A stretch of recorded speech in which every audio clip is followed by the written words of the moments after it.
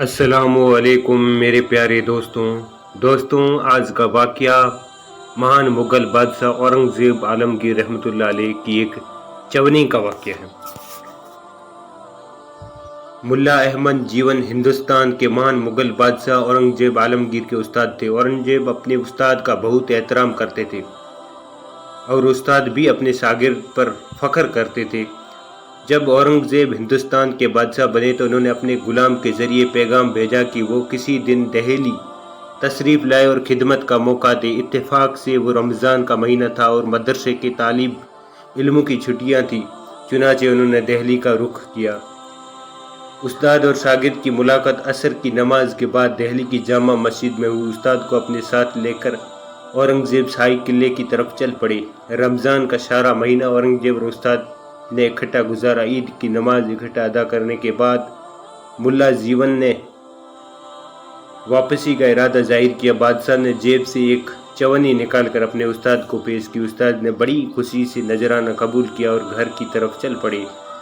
उसके बाद औरंगज़ेब दक्कन की लड़ाइयों में इतने मशरूफ़ हुए कि 14 साल तक दिल्ली आना नसीब न हुआ। जब वो वापस आए तो वज़ीर आज़म ने बताया कि मुल्ला अहमद जीवन एक बहुत बड़े ज़मींदार बन चुके हैं, अगर इजाज़त हो तो उनसे लगान वसूल किया जाए। ये सुनकर औरंगज़ेब हैरान रह गया कि एक गरीब उस्ताद किस तरह ज़मींदार बन सकता है।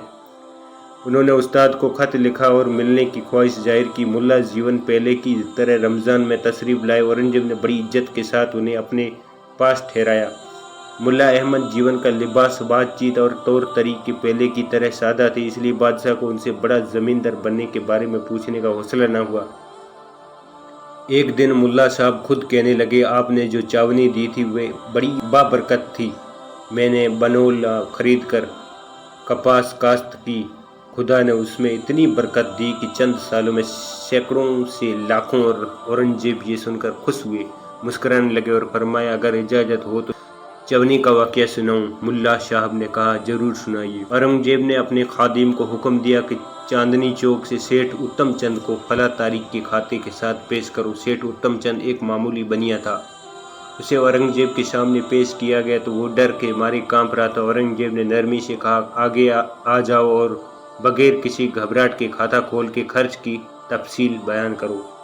सेठ उत्तम चंद ने अपना खाता खोला और तारीख और खर्च की तफसील सुनाने लगा। मुल्ला अहमद जीवन और औरंगज़ेब खामोशी से सुनते रहे। एक जगह आके सेठ रुक गया। यहाँ खर्च के तौर पर एक चवनी दर्ज थी, लेकिन उसके सामने लेने वाले का नाम नहीं था। औरंगज़ेब ने नरमी से पूछा, हाँ बताओ, ये चवनी कहाँ गई? उत्तम चंद ने खाता बंद किया और कहने लगा, अगर इजाज़त हो तो दर्द भरी दास्तान अर्ज करूँ।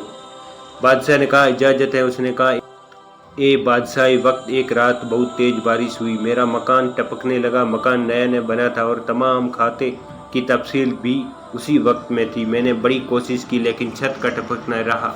मैंने बाहर झांका तो एक आदमी लालटेन के नीचे खड़ा नजर आया। मैंने मजदूर ख्याल करते हुए पूछा, ए भाई मजदूरी करोगे? वो बोला, क्यों नहीं। फिर वो आदमी काम पर लग गया। उसने तकरीबन 3 या 4 घंटा काम किया। जब मकान टपकना बंद हो गया तो उसने अंदर आकर तमाम सामान दुरुस्त किया।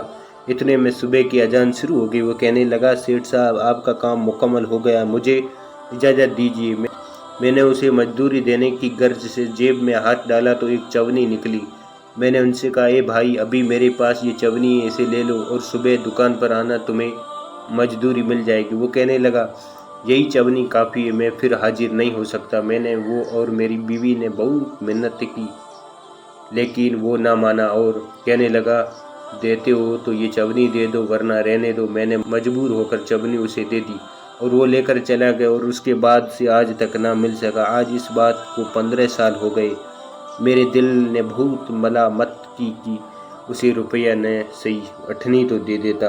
उसके बाद उत्तम चंद ने बादशाह से इजाज़त चाहिए और चला गया। बादशाह ने मुल्ला साहब से कहा, ये वही चवनी है, क्योंकि मैं उस रात भेस बदल कर गया ताकि जनता का मालूम कर सकूं, सो वहाँ मैंने मजदूर तौर पर काम किया। मुल्ला साहब खुश होकर कहने लगे, मुझे पहले ही मालूम था कि ये चवनी मेरे होनहार शागिर्द ने अपने हाथ से कमाई होगी। औरंगज़ेब ने कहा, हाँ असल बात यही है कि मैंने शाही खजाने से अपने लिए कभी एक पाई भी नहीं ली। हफ्ते में 2 दिन ٹوپیاں بناتا ہوں، 2 دن مزدوری کرتا ہوں۔ میں خوش ہوں کہ میری وجہ سے کسی ضرورت مند کی ضرورت پوری ہو۔ یہ سب آپ کی دعاؤں کا نتیجہ